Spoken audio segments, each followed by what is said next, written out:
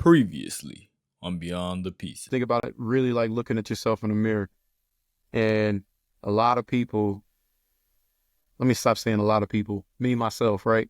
I'll look at myself in the mirror and say I'm about to go out for the day. I'll be looking at myself, I'm all right, I'm looking, checking everything. Okay, I look good.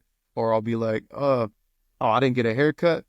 Okay, let me put a hat on. You know what I mean? Or Let me cover what it we up. talk about, I got a hat on, I need a haircut. So for when any of y'all say something, talk about take off the hat, it's not coming off until I get a haircut. But think about it. When you're looking at yourself in the mirror, you seem to see all the imperfections that you don't like, and you try to cover it, right?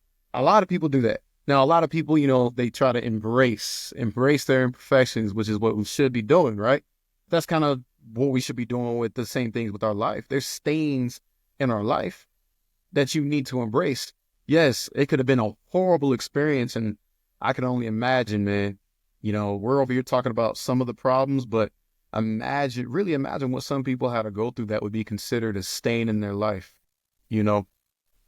There is a stain in your life, but it did happen, and you are who you are today, and who you are today is beautiful. Who you are today is powerful, strong, confident, someone that is capable of moving mountains. You know what I mean? So that realization of this was horrible, this did happen, or this was me at one point, this was someone I had, but they're no longer here. This person's no longer me.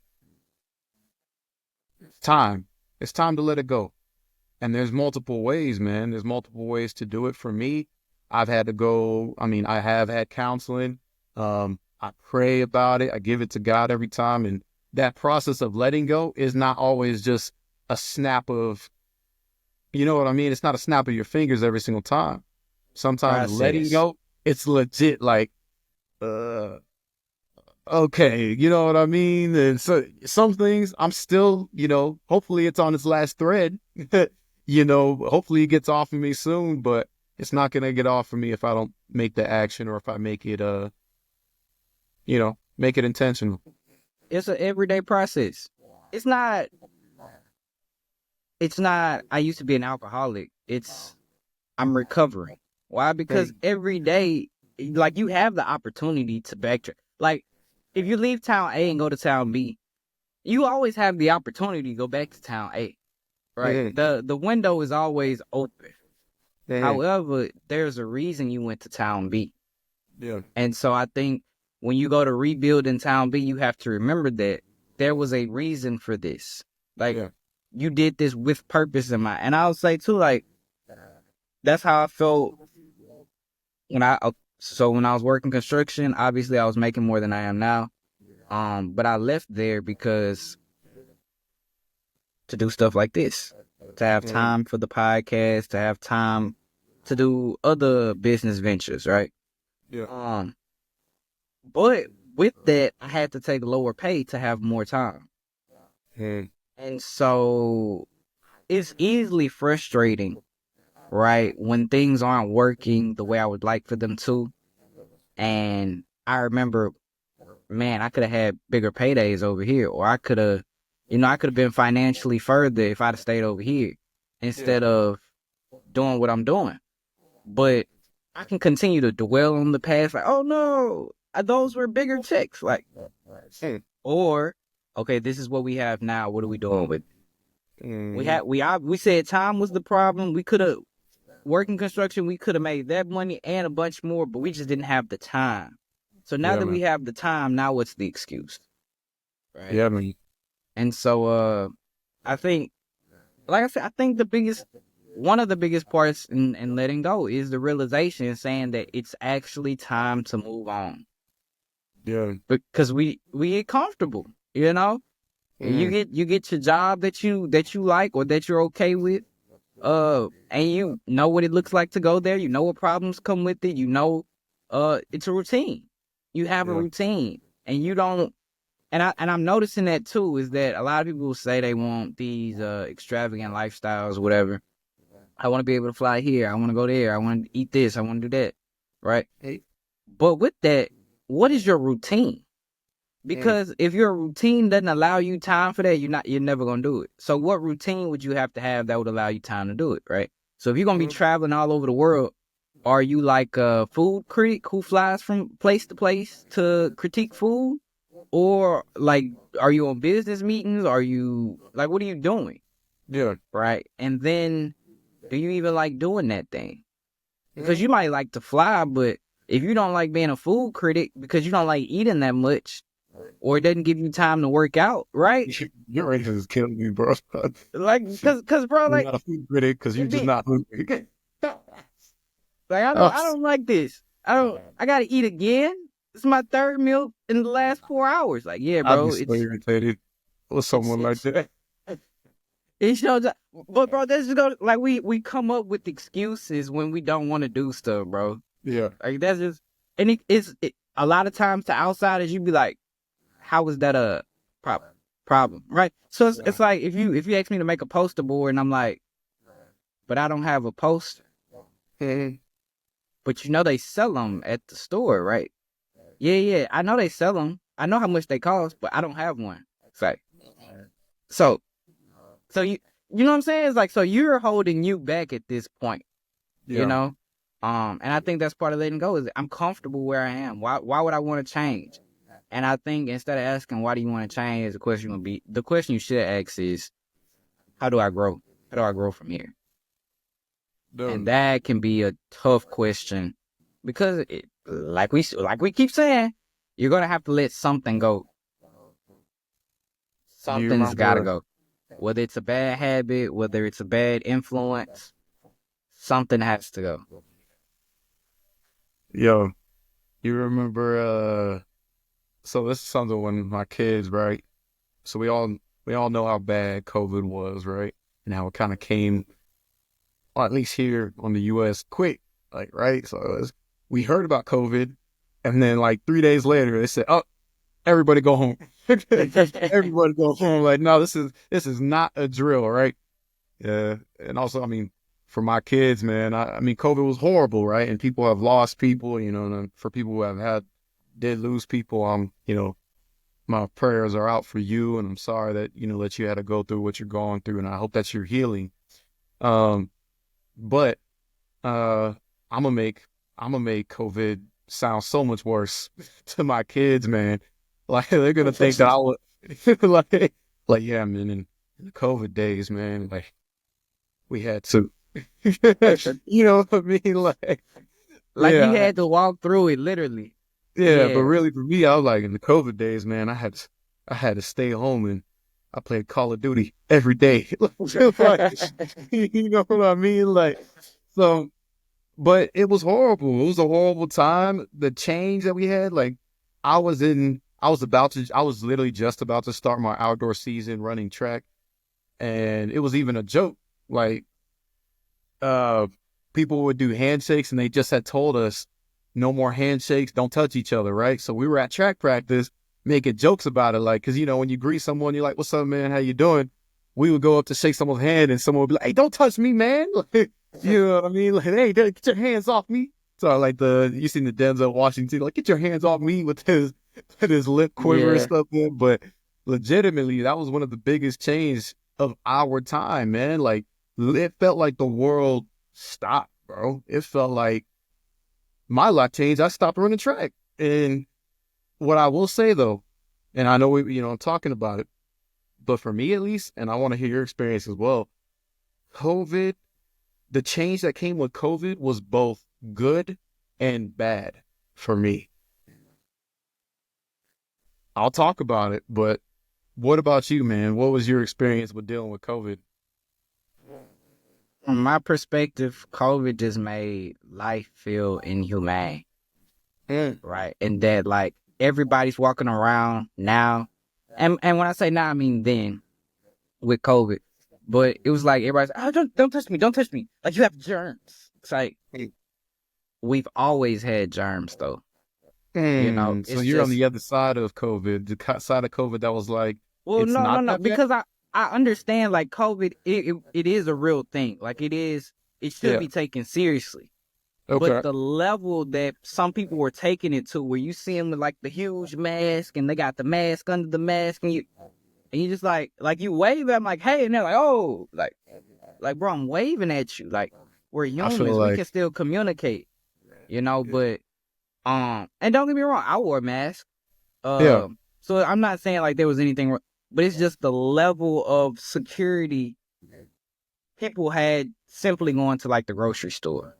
yeah, Where it's like even people now, you're standing like 4 or 5 feet apart having a conversation because both of y'all scared of COVID, and yeah. it just was like it's not how we was created to be though. Like I Mhm. understand we should keep our distance for now, but like the way people were behaving, like to that level, it's like, bro, this could when you have a cold, you don't stand 90 feet away from me, and you could pass the cold 12 times easier. You know what I'm saying? So it's Yeah. that was what I didn't like about COVID, where it was like, yeah, now I gotta get 2 car lengths away from you at all times. I guess we Ah. getting, I feel like the podcast almost just began. I feel like, so, cause it's kind of controversial, because Very much so. I was very much on the side of like, oh yeah, no. They said stay inside. Okay. It wasn't hard convincing me though, because I'm a homebody anyway. So I was almost kind of like, thank God. Like I don't want to talk to Right. y'all, but I mean, yeah, that point hit me too, where it was kind of like, all right, I need human interaction. I think it's time for me to, I do want to get out, and I got stir crazy, man, for sure. Yeah, and don't get me wrong, I'm a homebody too, but it just when I did go out, it's like, man, it was almost like you could see people jump over cars and like slide into like the little sewer drains or whatever. Like, yo, how you doing? And like all you can see is their eyeballs. You're like, I waved. You know what I'm? It's Yeah, don't wave in my direction. You're bringing the yeah, germs. yeah. And Yeah. it's like, bro, do you know germs have always? And then I don't know, when COVID hit, it was like people came with that too, with the whole oh, well, I don't want your germs. It's like, one, Mhm. I've always had germs. Two, you've always had germs. Three, you've never cared about them until COVID. Mm. So I'm glad COVID got you to care about washing your hands again and who washes their hands. Mhm. But at the same time, if I wave at you, the Mhm. germs from my hand are not like heat-seeking missiles. They're not Mhm. gonna, oh, where's Target? And like come looking for you to make Yeah. like, no, bro, it's okay to wave back. It's okay. Now, I might not understand everything you're saying with that mask on because it's kind of hard to hear, but that's okay.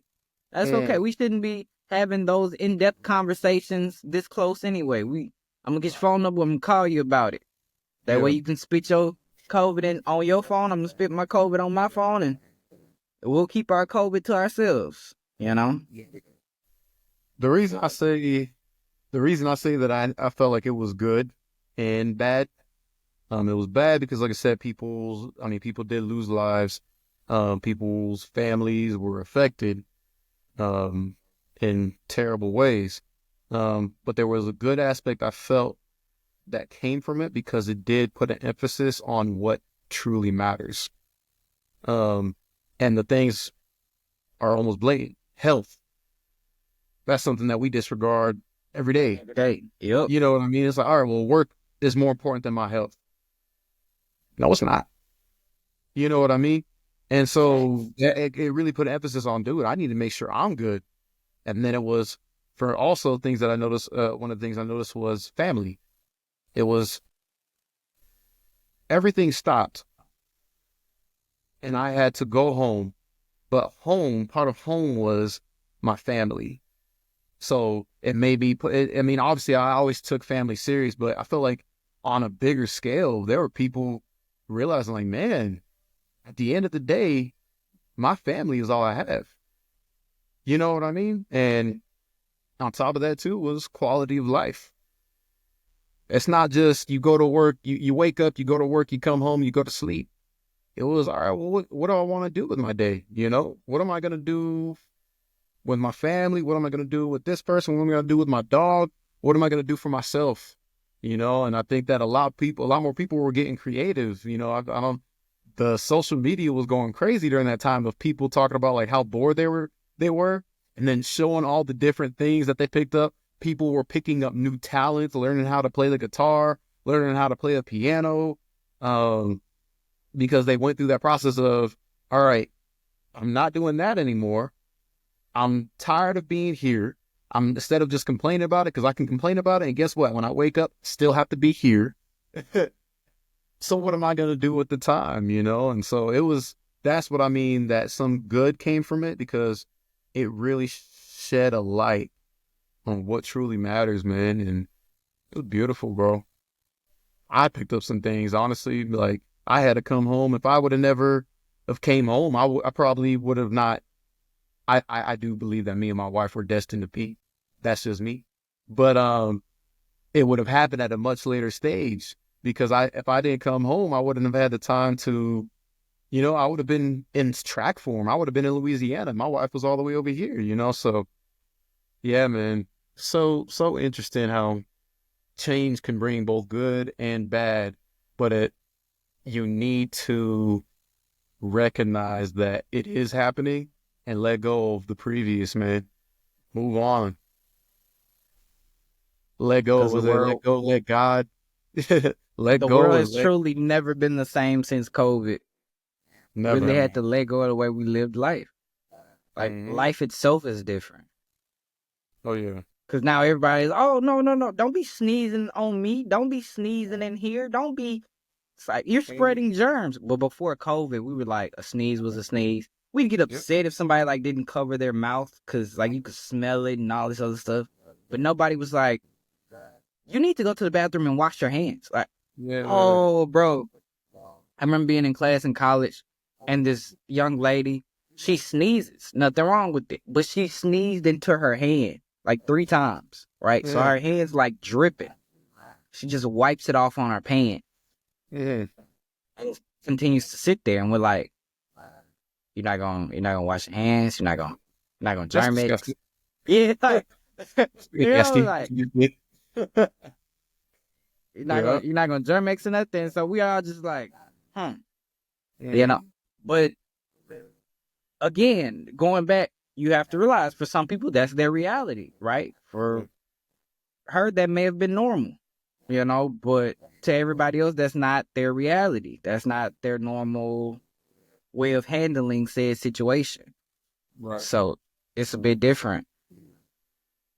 Letting go, man, it's a process. It's not overnight delivery. You don't just get to say, I'm ready to let go today, and it's let go tomorrow. It's a process. It's the realization, the releasing, and the rebuilding. The rebuilding is the most important part, because that is the caterpillar becoming the butterfly, right? That is the metamorphosis. That is I'm willing to give up what I am to become what I would like to be. That's the seed growing into the tree to give fruit to those who pass by, right? And the beautiful part about the seed growing into the tree is that you always reap more than you sow, right? You don't determine when, but you always get more than what you put down. So by determining that you're ready to become more than what you are, letting go of who you are, the person you become should be a lot more fruitful, should be a lot more proficient, a lot more efficient in life itself, because you've taken the time to deal with things that you did or did not know was there, right? Yeah. Whether that be toxic traits, whether that be emotions you don't understand how to deal with really well, or dealing with the emotions at all, right? I was telling you, I was reading about emotional intelligence, and I didn't even know it was a thing, last year. So now that I actually know it's a thing, well, what is it? How can I be better at it? How can I grow, now that I understand that this is a thing? Yep. But I have to let go of the idea of men shouldn't be emotional. Yes, they should. They should just be able to control their emotions. They should understand how they feel. So that's why I was talking to somebody the other day, and I was like, one of the biggest handicaps we have right now is when people say, "I don't know, that just made me feel a way." Well, what way did that make you feel? Like, that's an emotion. Identify the emotion. Right. Did you feel jealous? Did you feel rage? Did you feel envy? Did you feel frustration? Did you feel betrayal? Like, what way did it make you feel? Stop letting yourself off the hook saying, oh, that made me feel away. What Mm, way? What mm, way? yeah, So that way, if I know, oh, that made me feel jealous. Well, okay, now I know it made me feel jealous. Why did I feel that way? Is right. it because of the people involved? Is it because of past trauma that I had with someone else where they did this and it turned out a particular way and I was jealous about that and I never got over it? Right? So now you got to start dealing with some problems that you didn't know you had. Mm. But you, through that process, you grow and you rebuild and you become the better person. How did that happen for you then, man? Which You part? said so. You mentioned it a little bit. You're not the only one that had to let go of an ex. You know what I mean? Like, Right? and there's people probably watching this video that are dealing with it, man. They're like, man, Right? she Valentine's Day she was coming the up. one. She was the one. Valentine's and all these other holidays coming up. Yeah, especially on Yeah. Valentine's Day, where my Valentine's not with me. So like, think about it, man. What was your process? How'd you let go? For me, it was again the realization of this ain't it. Like this ain't for me. You What? know, um, this relationship, Okay. the way it's going, the way things are developing. Mm, I don't think this will be beneficial in the long run. Right. So it's mm, coming to that realization of that's the situation you're in. Long term, this situation is not the best. mm, Right? It might be short term, okay, but long term, it's not going to be. And the writing's on the wall, right? So, are you willing to sacrifice now for what could be later? And that was a realization. And then, of course, I had to release, like, yo, I don't think this is best for both of us. mm. Um, That's a I mature think, thing. It's hard. right? Especially when you really care about a person, right? Mm, So, I don't think this is best for me. I don't think it's best for you. Um, I think it's best we go ahead and go our separate ways. I don't want any I don't, not any hard feelings because there's always hard feelings kind of it's there, gonna be. but I don't Mm, want any like hate, animosity, any of that towards you. I hope you don't have any towards me, but if you do, I understand it. mm, And then rebuilding where this person was there every day. This person was somebody you was venting to, or you was you was doing all these different things with, and now yeah. that person's gone. So now it's like, well, how do you fill that void? Right? Mm, And one of the biggest realizations I had to have about filling the void is that every void don't need to be filled. Right? So sometimes you're like, well, usually we would do this at this time. And so, like, for me, I would still be doing the things that we would do at that time, but it's just now I'm doing them by myself. So now I'm only intensifying the feeling of you not being there, right? Of the yeah. loneliness. And so it's Okay. like, stop doing this. If you don't like doing this, don't do it. Uh-huh. Right. And so now all of a sudden, like, watch, they gonna kill me in the comments for it. But she was a big anime watcher. So we'd watch Okay. anime together, right? So I'm not a big fan of anime. Um, but I would watch it still simply because I remember we used to watch it together, right? And so now it's like you don't even really like this, so stop doing it because all you're doing is reminding yourself of what used to be, Mm, you that's know. interesting.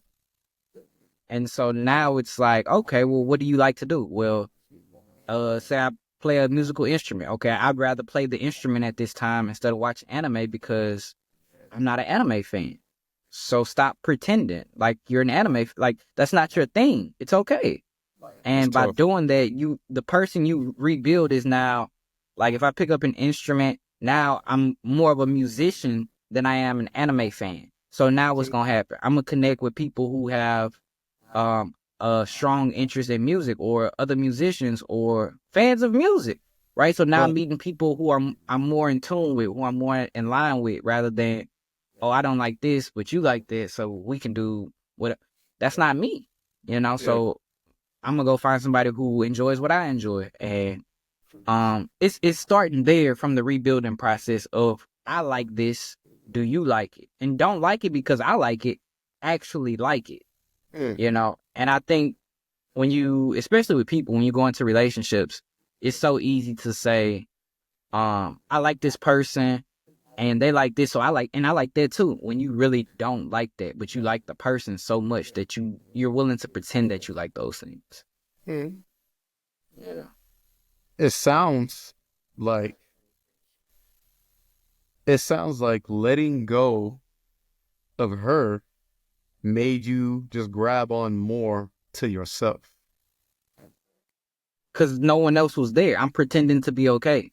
So even the people who are coming around like, yo, I know y'all were together for this long. I know it can be hard moving on.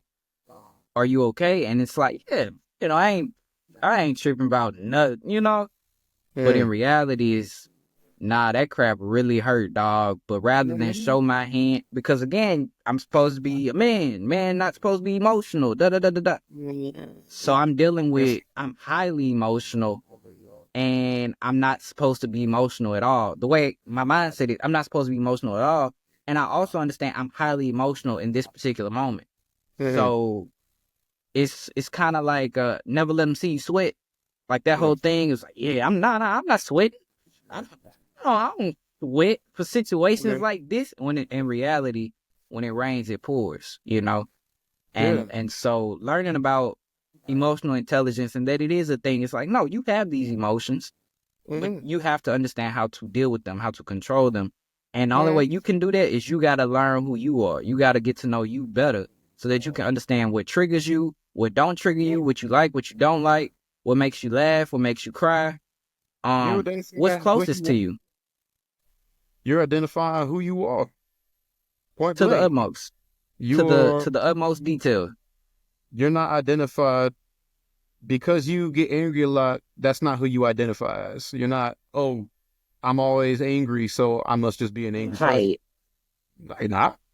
You know what I mean? And some of you are, but no, no. I mean, I gotta keep it above with you. Some of you are hotheads or crash outs, how they say. But you don't identify yourself by, you're not your trauma. You're not law. You are not so and so. You're not identified. Oh, that's so and so's boyfriend. That's Correct. the title, but that's not who you are. You feel me? Correct. Me, I'm not paranoid zombie. I was paranoid, but I am not paranoid itself. You know what I mean? So it's, Correct. yeah, man, it sounds like, reading that book is really, I mean, it's like you said, just telling you what you like, what you don't like, what you do, what you don't do. But It's yeah, I showing think it. My bad. go Go ahead. ahead. No, you're good. Go ahead. It showed me because I didn't know when I bought the book. So that's why I was like, bro, the book is worth its weight in gold. Because there's a test you can take before you read the book. And it tells you 3 chapters that you pull the most from if you read them first, right? So I read the chapters once, and the chapter's only like 10 pages, right? Okay. So quick read, easy read, Short and it's book. big Sounds text. like my type of book. Okay. Uh, so it gives you a test and it tells you like what you're good at, what you're not good at.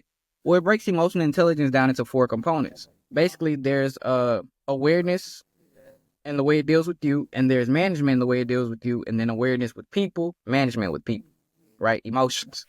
And so, what happens is I took the test, and basically it showed me I'm really good at managing emotions.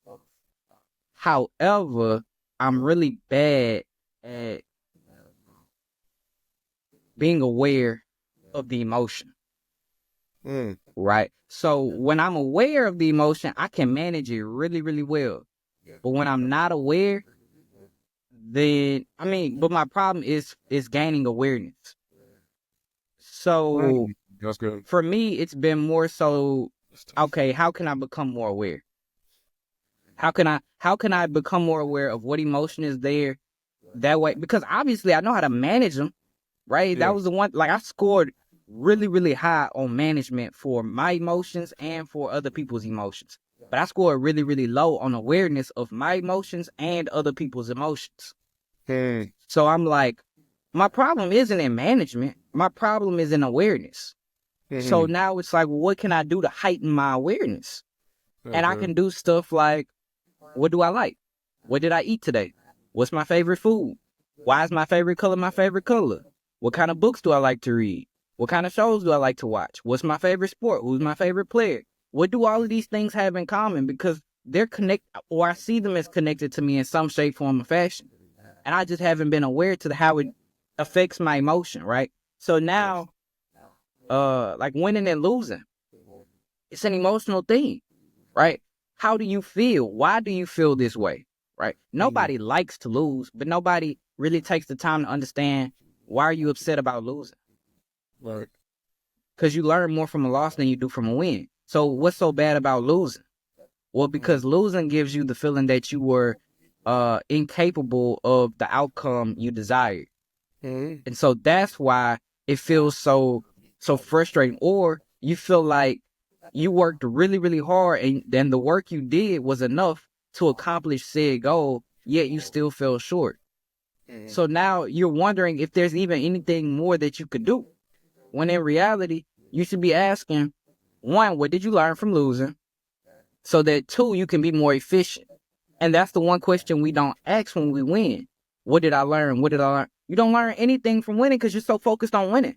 But when you win, if you go back, okay, what could I have done better? Okay, now you know how to be more efficient.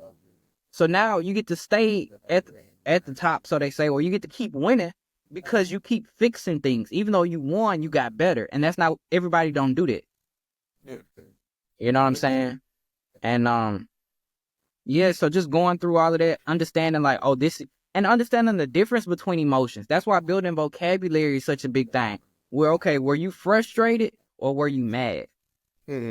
Totally different emotions, right? Because you can deal with frustration one way, but you deal with anger a complete other. Right? And so, just little stuff like that. Sounds good. I've been, Sounds like a good book, bro. You should recommend it, man, or shout out, bro. What's this book? it's called, matter of fact, it's right here. See it, guys? Emotional Intelligence Habits. Right. But And by Dr. Travis Bradbury. correct. But it's not it's not a book meant to be read cover to cover, right? It's truly a like a self-help book where, because you should take the test first. Like, if you buy the book, I highly recommend you take the test first, because you don't, like, I think you can feel yourself wrong, but you won't know if you actually grew if you don't take the test first, because the test tells you, listen, you already do this well. You just need to tweak these couple of things, right? So, like, for me, it showed me, like, my management is really well, my awareness is down, and I have the ability to not only manage myself, but I have the ability to manage other people's emotions as well. I just was lacking the confidence to be able to do so. So now it's like, well, how do I build confidence? And then it goes further into like decision making. How do you make better decisions? Right? Because how many times do we make decisions that are emotional? Where it's like, well, I haven't indulged in anything lately, anything luxurious, right? I'm gonna buy myself this item. And in reality, that's not a logical decision. And then you put yourself behind the 8 ball, and then for the rest of the week, you're wondering, well, how am I gonna get this? How am I gonna do that? That emotional decision you made, you're now paying for. You didn't just pay for it at the register. You're paying for it now with emotional, you know what I'm saying? Compensation. Right. So it makes you more aware of, okay, this is why. This is the reason. This is how I do this. This is how I should do that. And it's not always fun, but you start to understand that life is easiest when you can be disciplined enough to follow through. But that don't always mean that discipline is fun. Yeah. Fundamentals are boring, but they're essential. You know? So yeah, the book, man, I speak highly of it. I don't speak very highly of many books.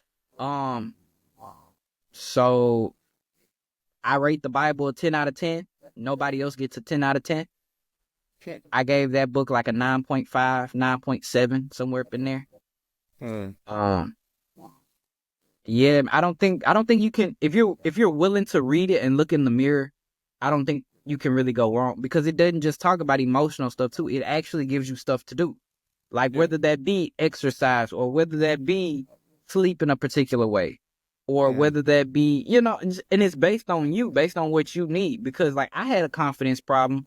Somebody else may have better awareness, but they don't have the management and they got the confidence, right? So confidence is not an issue for them. Yeah. They may have something else. Like their decision making may not be very, very well. Mm. So, like I said, I think it's worth its weight in gold. Definitely getting to understand you. So now when people go to push a button, you understand how they can push it. And so once you Right. see it being done, you're like, why are you pushing my button? Like, why are you attempting to push my button? And it calms you down because you know what triggers you.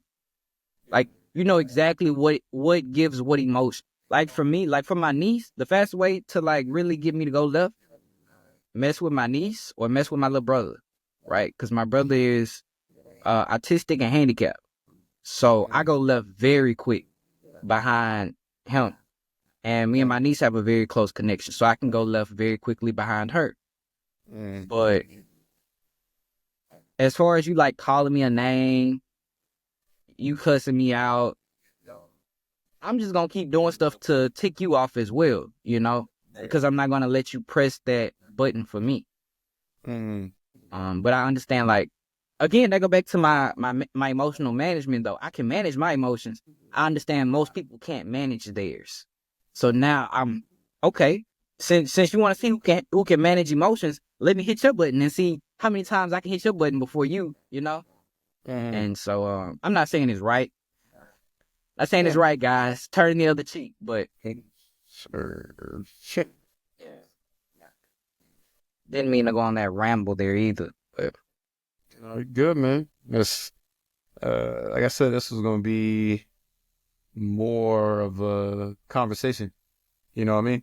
Like we're yeah, just talking to you. You're just talking to me. This is our experience. This is what we have. These are the skills we have picked up. These are things that we have seen and have shaped, reshaped our lives, and changed our outlook well, on life. for me too. When I found out about emotional intelligence, bro, it was so big for me because I had read most people who are living what they deem to be a successful life. Their emotional intelligence is really high. Well, they call it EQ. So your IQ tests your ability to learn, right? Hmm. You don't really raise your IQ throughout your lifetime. It's not really a thing. However, your EQ can be raised. You can improve on that. Okay. You can improve it, right? And so I'm like, well, I've never had an IQ test, but I'm like, I don't think my IQ is that low, right? I Hmm. don't think it's just drastically low where it's like, yeah, that's your problem. But Like I also I don't. don't think that's the problem. I also don't think it's as high as I want it to be either, though. Correct. Right. But so I'm like, I don't think that's the problem. So if that's not the problem, what is, right? And so I started reading into like this emotional intelligence thing, and I started noticing your emotional intelligence is your reaction to life's problems. Yeah. And so if you out here, you just keep reacting. At what point do you take control? You don't. You're playing. You're not playing the game properly, right? So like in football, if I wait for you to make a move every time, I'm playing your game, Yeah. right? But if I go out and I attack first, I get to play my game, and you have to adjust to it. And so it starts with the attitude. Like people say, attitude or gratitude. Well, your attitude is like your thermostat. You can set it and say, this is the type of day today's going to be. I don't care what comes up. And that's your emotional decision. Or you can just wing it. And so I find it very interesting. IQ is not a great determinant of success in life. Hmm. However, EQ is, Hmm. you know. And so I'm like, there's something behind being able to control your emotions. And it's because it's so hard to control you. Like imagine imagine if like Jeff Bezos goes up in front of a press conference and he's like, hate life, hate the business, hate this, I hate that. Everything's gonna fall. Yeah. And it's because he can't control himself emotionally. And let's be honest, he's still human, so he still goes through life problems as well. It's just he has an emotional control over himself to be able to, okay, that's that, this is this. Well, I say, man. Well, there you have it from Law himself. Part of the process of letting go, dealing with change is recognizing your EQ, recognizing your emotional intelligence, and using that as a tool. I like it, man. I like it a lot, bro. Well, thank you, man. I think that was very Plenty of informative. content. Yeah, plenty of content. Very informative though, and I think we've talked about it. That's why we started this, and then we feel like the world should hear. There's what you're going through, and how hard it is to let go is not just hard for you. It's hard for me. It's hard for Law. It's hard for everybody. But there is a way. There is a way. So And with it's that, worth yeah, 100%. 100%. So thank you guys.